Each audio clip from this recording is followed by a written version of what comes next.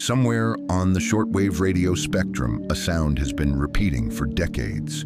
A short, mechanical buzz, over and over again, day and night, hour after hour, year after year. Most people will never hear it by accident, but radio listeners around the world know exactly where to find it. The frequency is 4,625 kilohertz. The station is known as UVB76, but most people call it the buzzer. For decades, the buzzer has transmitted a strange repeating tone across shortwave radio. Usually there is no music, no presenter, no explanation, just the buzz. Then, without warning, the sound can stop. A voice may appear. It may read a call sign. It may read names, numbers, or coded groups in Russian. Then the voice disappears, and the buzzing returns. That is what makes UVB76 so unsettling. It does not behave like a normal radio station. It is not designed for entertainment. It is not trying to attract listeners. It seems to exist for people who already know why it is there. The station is often described as a numbers station. Numbers stations are mysterious radio broadcasts that transmit coded messages, often using numbers, words, tones, or music.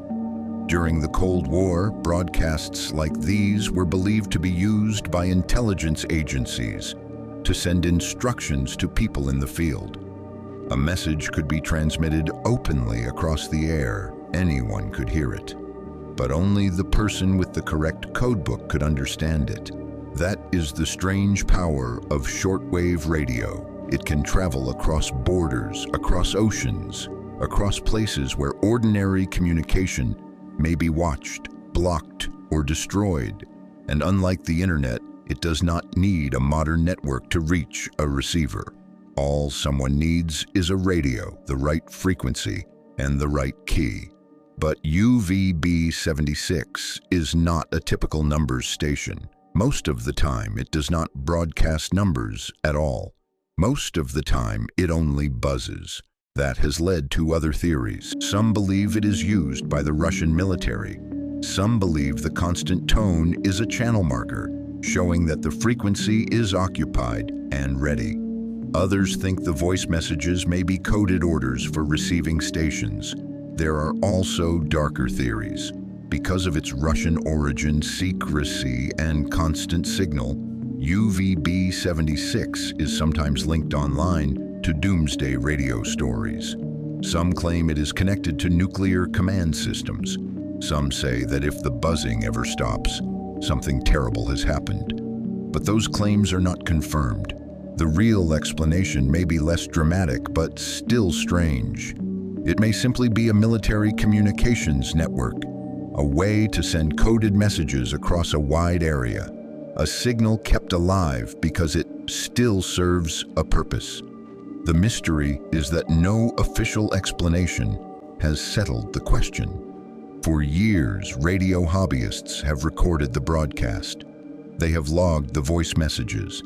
They have tracked changes in call signs. They have listened through interference, silence, background noises, and sudden interruptions. At times, strange sounds have been heard behind the buzz. Faint voices, technical noises, music, possible microphone mistakes. Moments that make the station feel less like an automated system and more like a hidden room accidentally left open. That human element is part of what makes the buzzer so fascinating. It feels both mechanical and alive, a machine repeating the same sound, but somewhere behind it, people may still be listening, still operating, still sending messages, and still keeping the signal active. The buzzer has survived the end of the Soviet Union. It has survived changes in technology. It has survived the internet age. And even now, people still tune in. Some listen because they believe it is important. Some listen because they love radio mysteries. Some listen simply because the sound is so strange. A buzz from nowhere, a voice without context, a message meant for someone else. Maybe UVB-76 is not a doomsday system. Maybe it is not a spy station in the way people imagine. Maybe it is just an old military communications channel that refuses to disappear. But that does not make it less eerie, because every time the buzz continues, it proves something. Somewhere, someone still wants that frequency alive. And until someone explains exactly why, the buzzer will remain one of the strangest sounds still broadcasting on Earth.